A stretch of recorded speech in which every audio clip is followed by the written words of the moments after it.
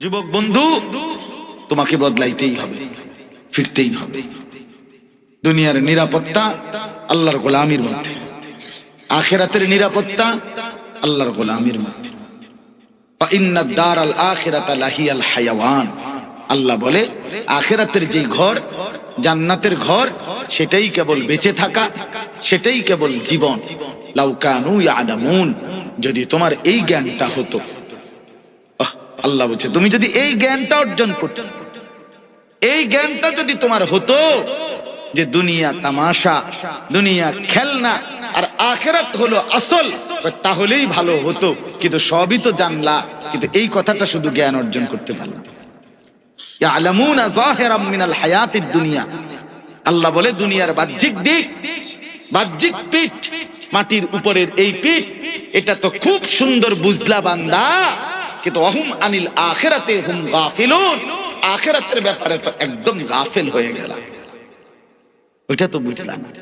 আমি তো প্রায় আমার শায়েখের সেই উদাহরণ, আমার শায়েখ আরিফ বিল্লাহ হাকিমুন নফস আল্লামা মুফতি মুশতাকুন নবী কাসিমি হযরত উদাহরণ দিয়ে বুঝায়।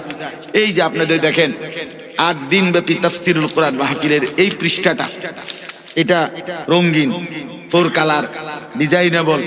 এই পৃষ্ঠে কত কিছু লেখা, কত সুন্দর সুন্দর ডিজাইন, কিন্তু এই পিঠ, এটাও তো কাগজের একটা পিঠ নাকি? এটারে বাদ দিয়ে এই পিঠ বানান তো হবেনি। এই পিঠ লাগবে কিনা বলেন? এই পিঠ বাদ দিয়ে এই পিঠ হবে? তাহলে এই পিঠ তো একদম খালি, কিছুই নেই। তো আল্লাহ তাআলা যেন বলে বান্দা, মাটির উপরে তো তোমার একটা পিঠ ঘর, মাটির উপরের এই ঘর তো খাট, পালং, sofa, furniture, fridge, AC, tiles সব কিছু দিয়ে সুন্দর করে সাজাইলা। তুমি কি জানো না বান্দা, মাটির নিচে তো তোমার আরেকটা ঘর আছে।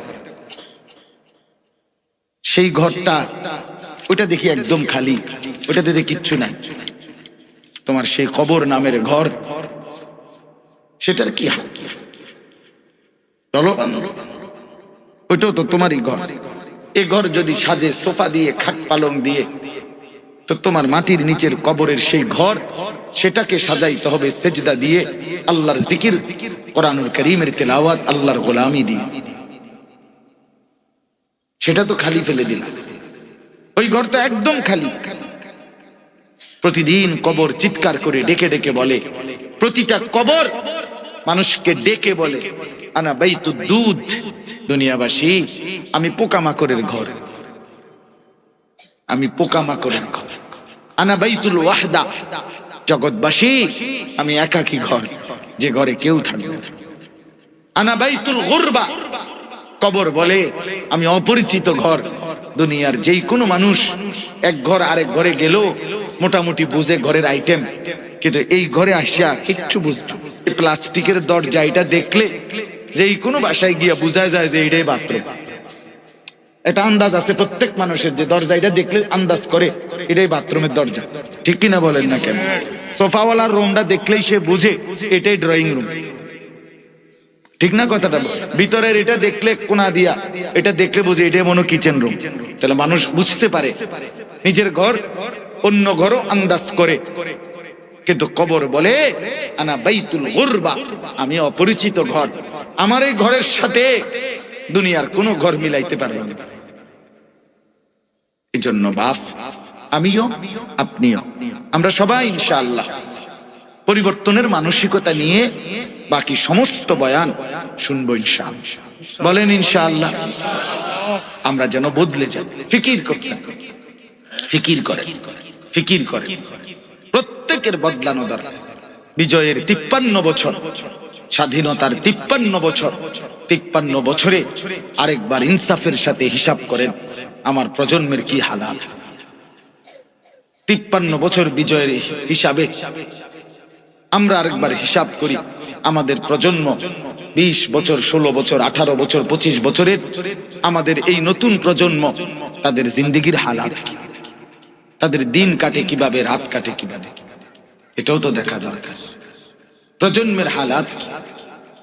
সারা দিন সারা রাত মোবাইল, 2 আঙ্গুলে শুধু মোবাইল টিপা, উলঙ্গ ছবি, নর্তকীর নাচ, জেনা, ব্যভিচারের দৃশ্য, সমবয়সী বন্ধুদের সাথে আড্ডা, মোটর সাইকেল দিয়ে ঘোরা, আর যুবতী মেয়ে পিছনে বসাইয়া হাইওয়ে মেইন রোডের মধ্যে ঘুরতে থাকা, এই জঙ্গলি জানোয়ার, এই অসভ্য আচরণ, এই নিকৃষ্ট আখলাক, এই প্রজন্মের যদি এই হালাত হয়, আগামী 30 বছর পরে এই প্রজন্মের পরবর্তী অবস্থা কি হবে?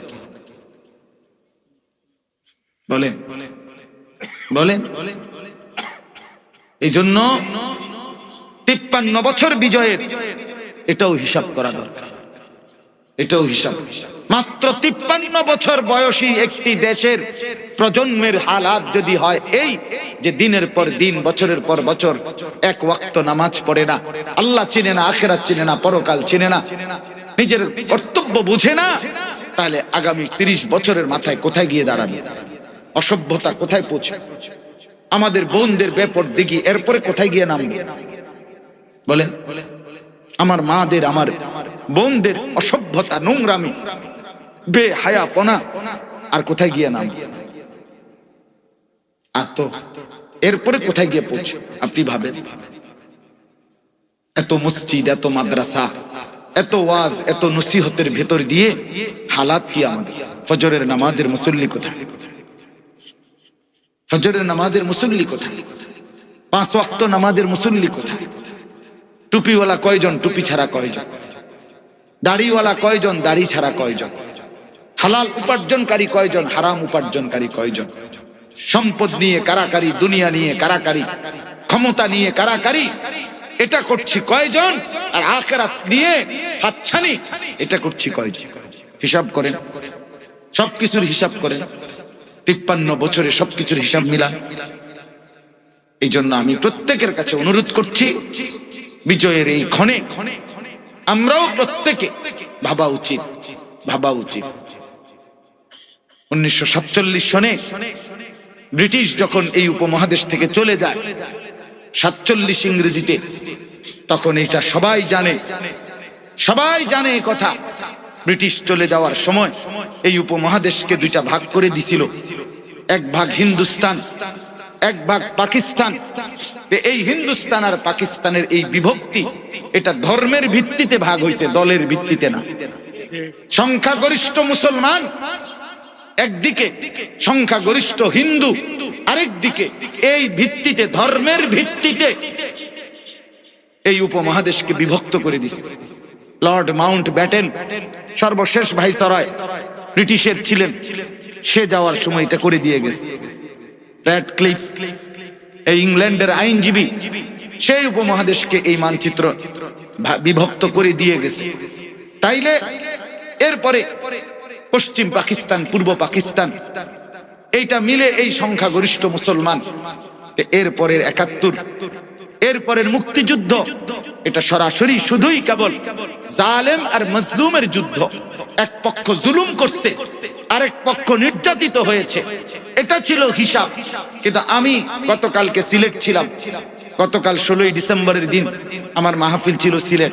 আমি সরাসরি একজন মুক্তিযোদ্ধা, উনি আমাকে স্পষ্ট বলছে, উনি বলছে, হুজুর আল্লাহর কসম, আল্লাহর কসম, মুক্তিযুদ্ধের সেই মহান দিনে আল্লাহর পবিত্র নাম তাকবীর নিয়ে, আল্লাহু আকবার নাম নিয়ে, ফজরের নামাজ পড়ে, আল্লাহর বন্দেগী করে, আল্লাহর নাম নিয়েই যুদ্ধ করেছিলাম।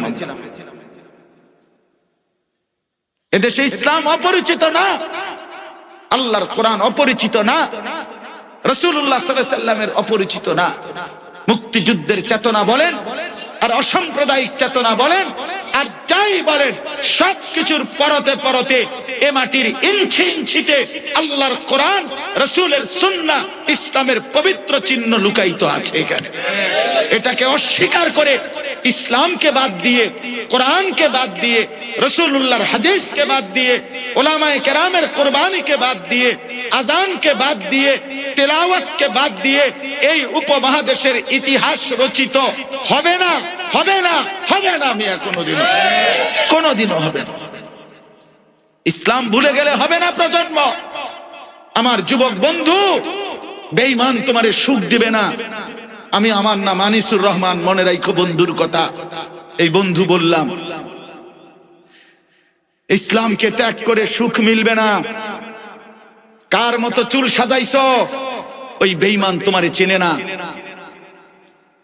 তোমারে আল্লাহ চেনে। তোমারে হাসরের ময়দানে রাসূল সুপারিশ করবে, ওই বেঈমানে না। কার মতো চুল কাটছো?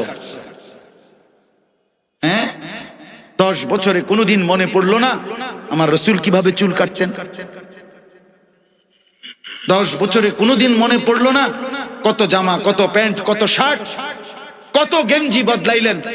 10 বছরে একবারও মনে পড়লো না আমার রাসূল তার সাহাবায়ে কেরাম কি জামা পরতেন? ভোটার আইডি কার্ডের মধ্যে তো ধর্মের সাথে লেখা আছে ইসলাম, পাসপোর্টের মধ্যে তো ধর্মের সাথে লিখছেন ইসলাম, জন্ম নিবন্ধন সনদে তো ধর্মের সাথে লিখছেন ইসলাম, হ্যাঁ, টিকা কার্ডের মধ্যে ধর্মের সাথে ইসলাম লিখছেন। এত জায়গাতে ইসলাম লেখা আছে, এটা অস্বীকার করবেন কিভাবে? কই ইসলাম কোথায় আপনার? এত জায়গায় লিখলেন কেন? ফজরের নামাজ পড়েন না কেন তাইলে? নিজের চেহারা, নিজের চুল, নিজের লেবাস, নিজের পোশাক, নিজের ঘর পরিবার, স্ত্রী সন্তানদের জিন্দেগি, এর মধ্যে ইসলাম কোথায়? এটা লিখলেন কেন বলেন? এটা প্রত্যাখ্যান করেন, এফিডেভিট করেন, অ্যাডভোকেট দিয়ে বলে দেন যে না, আমি ধর্ম, আমার এটা ভুল উঠছে, আমার ধর্ম ইসলাম না, আমার ধর্ম জানা নাই, আমি জানি না, আমার যখন যেটা ভাল লাগে, আমি শাহওয়াতের গোলাম, আমার খোদা আমার মনের চাহিদা, আমার মনে যখন যা চায় আমি এটাই করব, যখন যেটা ভাল লাগে এটাই করব। এটাকে বলা হয় নফসের গোলাম। কোরআনে আল্লাহ বলছে, বন্ধু কসম আল্লাহর, যুবক ভাই তোর হাতে ধরে বলি আমি বন্ধু।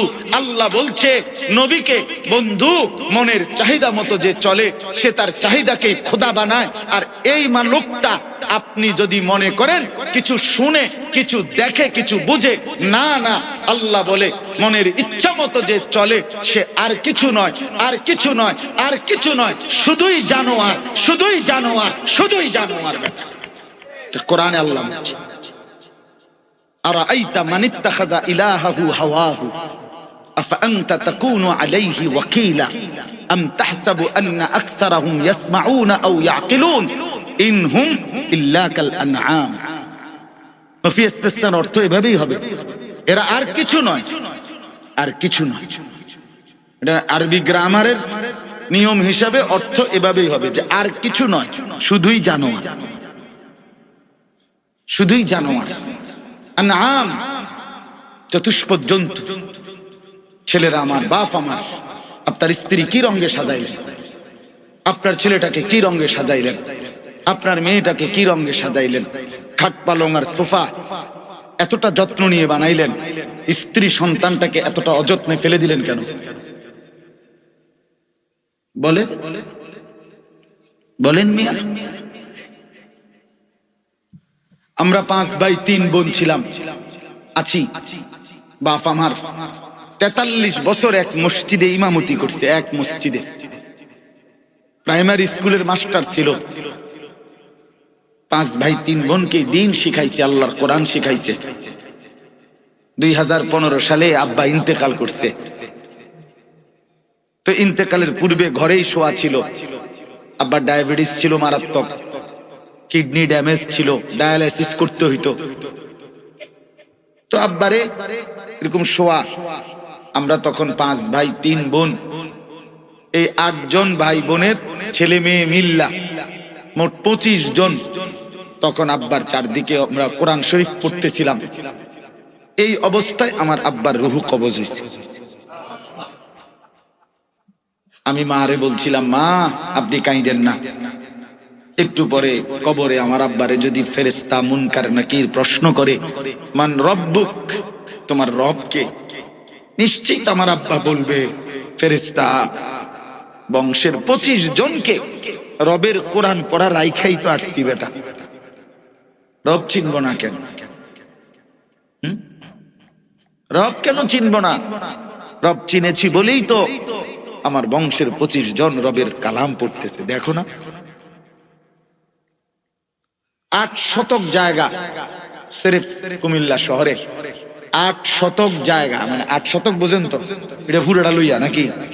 8 শতক জায়গা অল্প করতো। এই 8 শতক জায়গা 5 ভাই 3 বোনের জন্য বাপ আমার বসত ভিটা হিসাবে রাইখা গেছে, এর দূরে যায়। তো আমরা 8 জন ভাই বোন বোনেরা যদি বসত বিটার এখানে বাড়ি নাও করে, আমরা তো 5 ভাই, তো 5 ভাই কেমনে ঘরদুয়ার করব? এই সামান্যটুকু দুনিয়ার সম্পদ রেখে বেশি যায় নাই, কিন্তু কোরআনুল কারীমের শিখায় গেছে বাপ। 2015 সালে বাবা ইন্তেকাল করছেন, আজকে 23 সাল। এই 8 বছরের ব্যবধানে 5 ভাইয়ের আলাদা আলাদা জায়গাও কিনছে, ঘরদুয়ার বিল্ডিং সবই করছে, কোনো অসুবিধা হয়নি। দুনিয়া হয়েই যায়, দুনিয়া মিলেই যায়, দুনিয়া হয়েই যায়।